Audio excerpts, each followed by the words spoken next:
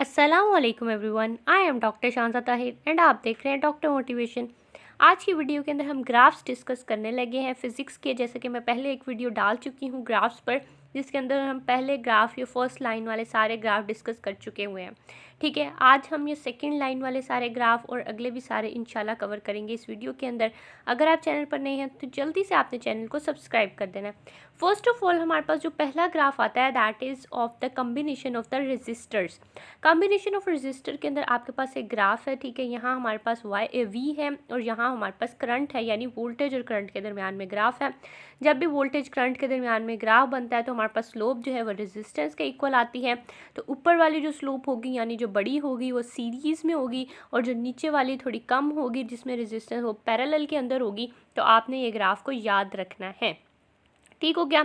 Next वाला हमारे पास जो ग्राफ आता है दैट इज़ कि आपके पास हमारे पास Q है एंड V है, उसके दरमियान में ग्राफ है। आपके पास Y एक्सिस पर Q है, आपके पास V है X एक्सिस पर, और आपकी उन्होंने स्लोप बना दी है। अब उन्होंने आपसे पूछा है कि स्लोप किसके इक्वल होगी, एरिया किसके इक्वल होगा। तो मैं पहले भी आपको बता चुकी कि स्लोप आपकी tan थीटा के इक्वल होती है, जो हमारे पास Y/X होता है। ठीक है जी, y हमारे पास Q है, x हमारे पास V है, तो Q/V is equal to capacitance. तो आपकी स्लोप जो है वो कैपेसिटेंस के इक्वल होगी। तो आपकी स्लोप कैपेसिटेंस के इक्वल होगी।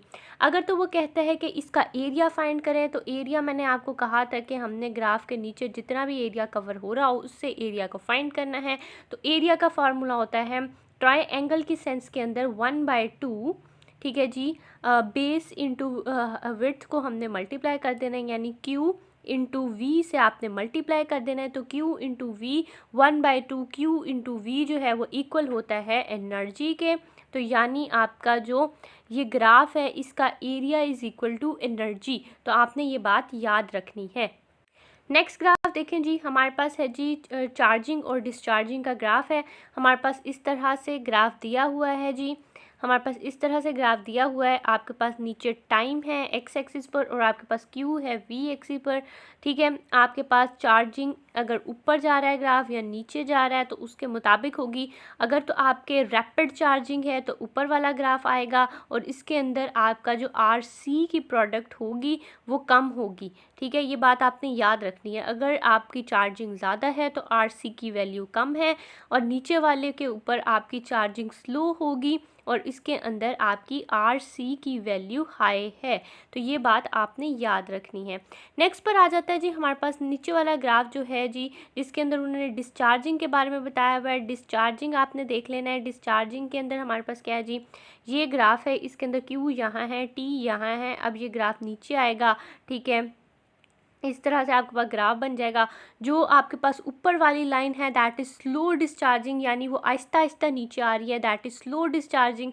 जब आपके पास डिस्चार्जिंग स्लो होगी तो आपके पास RC की वैल्यू ज़्यादा होगी। ठीक है, और अगर आपके पास जो नीचे वाली है उसके अंदर बहुत जल्दी जल्दी वो नीचे आ रही है, यानी डिस्चार्जिंग बहुत जल्दी हो रही है, तो इसके अंदर आपके पास RC की वैल्यू कम होगी। तो ये दोनों बातें आपने याद रखनी है। जब आपके पास रैपिड चार्जिंग होगी तो तब आपके पास लो RC, जब आपके पास रैपिड डिस्चार्जिंग होगी तब भी आपके पास लो RC, यानी रैपिड चार्जिंग रैपिड डिस्चार्जिंग दोनों के अंदर हमारे पास लो RC। और अगर आपके पास स्लो चार्जिंग है या स्लो डिस्चार्जिंग है तो दोनों के अंदर आपके पास हाई RC की वैल्यू होगी। तो ये बात आपने याद रखनी है, कई बार MCQs आ जाते इस तरह से कंसेप्चुअल बना के। नेक्स्ट वाला ग्राफ देखें जी, कम्बिनेशन ऑफ कैपेसिटर है हमारे पास। आपके पास नीचे V दिया हुआ है और आपके पास Q दिया हुआ है। Q और V जो है उसका अगर हम स्लो फाइंड करते हैं, अभी हमने फाइंड की थी, तो वो कैपेसिटेंस के इक्वल आती है। तो पैरेलल वाली कैपेसिटेंस ऊपर आएगी, वो ज़्यादा होती है, और सीरीज़ वाली कैपेसिटेंस नीचे आएगी क्योंकि वो कम होती है। तो ये बात आपने याद रखनी है। नेक्स्ट वाला ग्राफ देखें जी, magnetic field in electric field. ठीक है, मैग्नेटिक फील्ड क्या बनती है आपके अंदर आपके पास, तो उसका फॉर्मूला हमारे पास जो होता है वो B inversely proportional to R है। तो कोई भी फॉर्मूला के अंदर इन्वर्सली प्रोपोर्शनल आपके पास कुछ भी आ जाता है तो उसका ग्राफ हमेशा हाइपरबोला बनना है, नीचे को लाइन जानी है। ठीक है, हमेशा ग्राफ हाइपरबोला बनना है। आपके पास ये वाला जो ग्राफ है इसके अंदर आपकी स्लोप 0 है। अगर आपके पास ये वाला ग्राफ है इसके अंदर आपकी स्लोप कांस्टेंट है। ठीक है, इसके अंदर इस तरह से देखें तो आपकी अगर ये है है तो आपने इस पर ये लगा के देखनी है अपनी लाइंस लगा के। अगर तो आपका एंगल ऊपर जाते हुए डिक्रीज़ कर रहा है तो आपकी स्लोप डिक्रीज़ हो रही है। अगर तो आपके पास ऐसा ग्राफ है तो आपने उस पर लाइंस लगा के देखनी है। आपका एंगल बढ़ता जा रहा है तो आपकी स्लोप इंक्रीज़ हो रही है। तो ये सारी बातें आपने याद रखनी है। और आपने जब भी इन्वर्सली प्रोपोर्शनल का ग्राफ बनाना है तो हमेशा हाइपरबोला का ग्राफ बनना है, और डायरेक्टली प्रोपोर्शनल का जब ग्राफ बनाना है तो वो स्ट्रेट लाइन बनना है, इस तरह का ग्राफ। नेक्स्ट वाला ग्राफ देखें जी, आपका स्ट्रेस और स्ट्रेन का ग्राफ है। आपके पास यहाँ पे स्ट्रेस है, यहाँ पर आपके पास स्ट्रेन है। आपका जो स्लोप होगी वो यंग्स मॉड्यूलस के इक्वल होगी। Stress over strain is equal to Young's modulus. और इसका जो एरिया होगा वो आपके पास यू के इक्वल होगा। तो ये भी बात आपने याद रखनी है, जो आपके पास एरिया होगा वो यू के इक्वल होगा, एंड जो आपके पास स्लोप होगी वो यंग्स मॉड्यूलस के इक्वल होगी। तो ये बात आपने याद रखनी है। Next we have the diode का ग्राफ। तो अगर आपके पास यंग्स मॉड्यूलस के अंदर डायोड का ग्राफ कहते हैं तो तब वो आपका पहले ऊपर जाता है स्ट्रेट लाइन, एंड देन वो बेंड करता है। तो वो एक पॉइंट जहाँ पे वो बेंड करता है वो आपने देख लेना है, ये स्ट्रेस पॉइंट होता है। और ये आपका ग्राफ जो होगा ये डायोड का होगा। उसके बाद हमारे पास आ जाता है जी ब्रास का जो ग्राफ है आपके पास। तो ब्रास का ग्राफ जो होता है वो हमेशा सीधी लाइन रहती है, उसके बाद वो टूट जाता है, ठीक है, वो बेंड नहीं करता। तो ये वाला ग्राफ आपके पास ब्रास का होगा। नेक्स्ट वाला देखें जी, हमारे पास पॉलीमर का ग्राफ है। तो पॉलीमर का जो ग्राफ होता है वो उस तरह से बनाया हुआ उन्होंने, यहाँ पे स्ट्रेन है, यहाँ स्ट्रेस है जी, आपके पास इस तरह से जाएगा। और अगर हम स्ट्रेस को वापस करेंगे तो वो वापस भी आ जाएगा अपनी ओरिजिनल पोजीशन के अंदर। तो दैट इज़ आपका पॉलीमर का ग्राफ। यहाँ पे लोडिंग हो रही है और यहाँ पे अनलोडिंग हो रही है, और वो डायरेक्टली अपनी सेम पोजीशन में वापस आ रहा है। दैट इज़ आपका पॉलीमर का ग्राफ। नेक्स्ट वाला ग्राफ देखें जी, आपके पास ग्राफ है, यहाँ पर एफ है फोर्स, और यहाँ पर आपके पास डेल्टा एल है, ठीक है जी। ये हमारे पास स्ट्रेन एनर्जी का ग्राफ है। तो इसके अंदर आपके पास जो स्लोप होनी है, ठीक है, एफ ओवर डेल्टा एल आपने करके स्लोप देखनी है। तो slope is equal to Young's modulus, Young's modulus के इक्वल आएगी। और इसका एरिया जो है, एरिया भी आपके पास एनर्जी के इक्वल आएगा। तो ये दोनों बातें आपने याद रखनी है। ये ग्राफ बहुत इंपॉर्टेंट है, कई बार पेपर में आता होता है। उसके बाद हमारे पास जो अगला ग्राफ है दैट इज़ एफ, और आपके पास डेल्टा एल, ये भी आपका स्ट्रेन एनर्जी का ग्राफ है। इसके अंदर उन्होंने बताया हुआ है कि अगर वायर की थिकनेस ज़्यादा होगी तो क्या होगा, अगर वायर की थिकनेस कम होगी तो क्या होगा। अगर वायर थिक है तो लाइन ऊपर जाएगी, और अगर वायर थिन है तो नीचे आएगी। ये हमारे पास थिन के लिए है और ये हमारे पास थिक के लिए है। तो ये बात आपने याद रखनी है। स्लोप जो होगी इज़ डायरेक्टली प्रोपोर्शनल टू ए होगी आपके पास। तो ये भी बात यानी एरिया के इक्वल होगी आपकी जो स्लोप होगी। तो वो आपने बात को याद रखना है।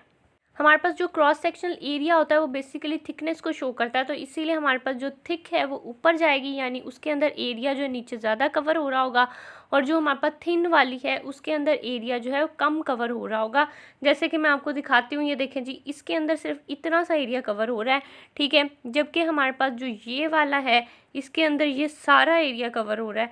तो आपने देख लेना है जो थिक वाली है उसमें एरिया ज़्यादा होगा लूप का, और जो थिन है उसमें एरिया कम होगा। नेक्स्ट ग्राफ है जी हमारे पास एक्सरे स्पेक्ट्रम का। एक्सरे स्पेक्ट्रम के अंदर हमारे पास के बीटा और के अल्फ़ा, अल्फ़ा वाला ग्राफ जो है वो थोड़ा सा ऊपर जाता है और बीटा वाला नीचे रहता है। तो ये बात आपने याद रखनी है। हमारे पास इस तरह से ग्राफ बनता है लैम्डा और इंटेंसिटी के दरमियान, और नीचे आपने देखना है कि के बीटा पहले है, फिर के अल्फ़ा है, फिर हमारे पास एल बीटा है, और फिर एल अल्फ़ा है, ठीक है। एल अल्फ़ा जो है वो हमारे पास के अल्फ़ा से थोड़ा सा नीचे होना है, लेकिन एल बीटा से थोड़ा सा ऊपर होना है। तो ये बात आपने याद रखनी है, और ये सीक्वेंस भी याद रखना है, ये बहुत इंपॉर्टेंट है। उसके बाद नीचे देखें जो इनका ये हमारे पास दिया हुआ है उसको कंपेयर करके, तो ये वैल्यू बहुत इंपॉर्टेंट है। हमारे पास लेमडा 1 अल्फ़ा है, फिर लेमडा 2 हमारे पास पी है, फिर उसके बाद लेमडा के अल्फ़ा है, फिर लेमडा के बीटा है। तो आपने इस तरह से याद रखनी है, अल्फ़ा पहले है, फिर बीटा है, फिर अल्फ़ा, फिर बीटा, इस तरह से याद रखना है। और ई यानी एनर्जी का भी आपने याद रखना है कि ई के बीटा है, फिर ई के अल्फ़ा है, ठीक है, ये उल्टा हो जाना है उसका। और फिर हमारे पास के ई 2 बीटा है, और फिर ई पहले हमारे पास के की वैल्यू आती है और फिर हमारे पास एल की वैल्यू आती है, और के के अंदर हमारे पास पहले एनर्जी में बीटा की वैल्यू आती है और फिर अल्फ़ा की, और एल में भी हमारे पास पहले बीटा की वैल्यू आती है और फिर अल्फ़ा की, ये एनर्जी के लिए। और इसी तरह लेमडा के लिए हमारे पास सबसे पहले एल आता है, ठीक है।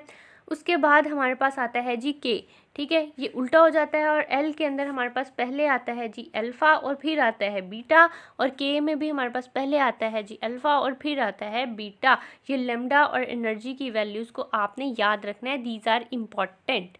उसके बाद हम चलते हैं जी हाफ लाइफ का जो आपका ग्राफ है, हाफ लाइफ के ग्राफ के अंदर उसने आपके स्लोप को बनाया हुआ है delta N over delta T, ठीक है, माइनस के अंदर है ये, तो टी आपका एक्स एक्सिस पर, एन आपका वाई एक्सिस पर, और आपकी स्लोप इस तरह से हाइपरबोला ग्राफ बन जाएगी, ठीक है। जब भी आपके पास इन्वर्सली प्रोपोर्शनल का रिलेशन आता है तो आपके पास हाइपरबोला की ग्राफ आती है और इसकी जो स्लोप होगी वो एक्टिविटी के इक्वल होगी, तो ये बात भी आपने याद रखनी है।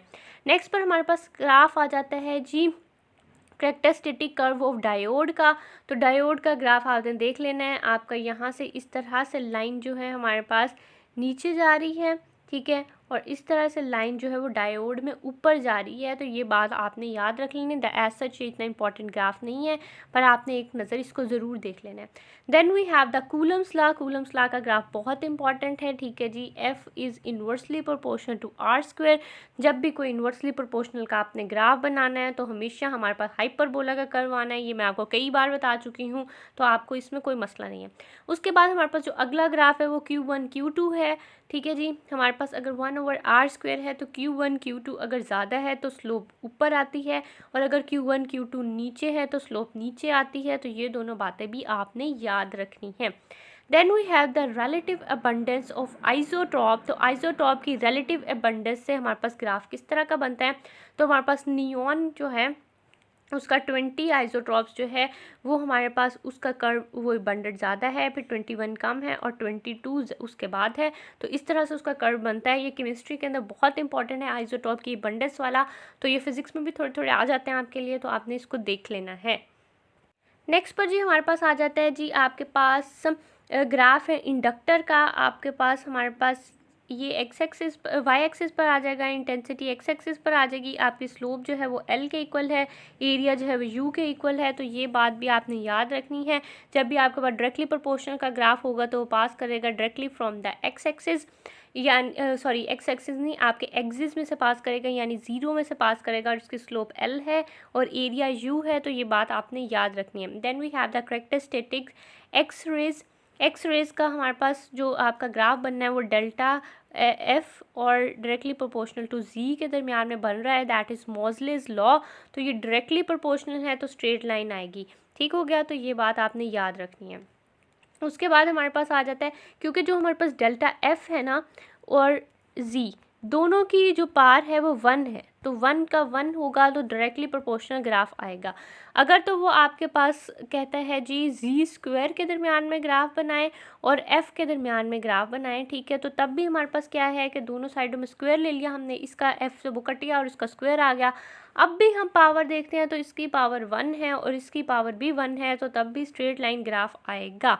उसके बाद हमारे पास आ जाता है जी एनर्जी ऑफ फोटोन का ग्राफ। तो एनर्जी ऑफ फोटोन के अंदर आपका ई और एफ जो है वो डायरेक्टली प्रोपोर्शनल होते हैं, तो आपका स्ट्रेट लाइन कर्व आएगा, that is so important graph, आपने इसको बहुत अच्छे से करना है। और इसकी स्लोप जो है वो एज के इक्वल होती है, इसकी स्लोप भी कई बार पूछते हैं, तो आपने इसको ज़रूर याद रखना है एनर्जी ऑफ फोटोन ग्राफ को।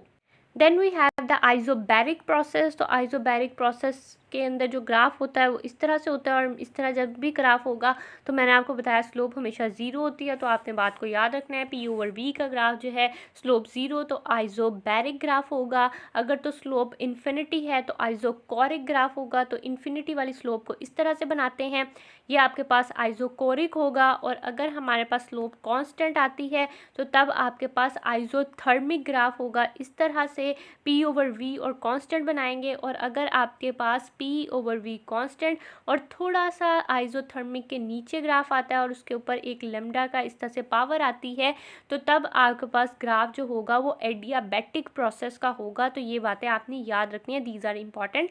उसके बाद उन्होंने हमारे पास नेक्स्ट ग्राफ के अंदर एडियाबैटिक और आइसोथर्मिक दोनों को शो कर दिया हुआ है। आइसोथर्मिक थोड़ा सा ऊपर होता है और एडियाबैटिक थोड़ा सा नीचे होता है, क्योंकि उसके ऊपर पार जो है पी वी के ऊपर पार जो है वो ओमेगा की आ जाती है और इक्वल कांस्टेंट होता है, ठीक है। तो ये बात आपने याद रखनी है कि एडियाबैटिक का ग्राफ थोड़ा सा नीचे आएगा और आइसोथर्मिक का ग्राफ थोड़ा सा ऊपर होगा। Then we have the Boyle's law. Boyle's law के अंदर P is inversely proportional to V, जहाँ पर भी इन्वर्सली प्रोपोर्शनल V आएगा तो तब आपके पास ग्राफ बनना है हाइपरबोला, और हाइपरबोला ग्राफ की स्लोप जो है वो आपके पास टेम्परेचर यानी T के इक्वल है। Then we have the Charles law. तो चार्ल्स लॉ के अंदर V is directly proportional to T है, तो जहाँ डायरेक्टली प्रोपोर्शनल वहाँ स्ट्रेट लाइन आएगी और इसकी स्लोप जो है वो 1/P के इक्वल होगी। तो ये बात आपने याद रखनी है। Then we have the pressure law. Pressure में P is directly proportional to temperature. जब डायरेक्टली प्रोपोर्शनल है तो स्ट्रेट लाइन आएगा कर्व और इसकी स्लोप जो है वो 1/V के इक्वल होगी। Then we have the gas law. Gas law में is equal to PV। PV is directly proportional to T। तो जहाँ भी हमारे पास डायरेक्टली प्रोपोर्शनल का ग्राफ आना है वहाँ स्ट्रेट लाइन आनी है, तो ये बात आपने याद रखनी है। अभी काफ़ी सारे ग्राफ आगे रहते हैं, तो नेक्स्ट वाला हम नेक्स्ट वीडियो के अंदर डिस्कस करते हैं। That is all from my side. अगर आपको वीडियो अच्छी लगी है तो लाइक कर दें, शेयर कर दें, कमेंट कर दें आपको और कौन सी वीडियो चाहिए, किस टॉपिक पर चाहिए। That is all from my side. Thank you so much.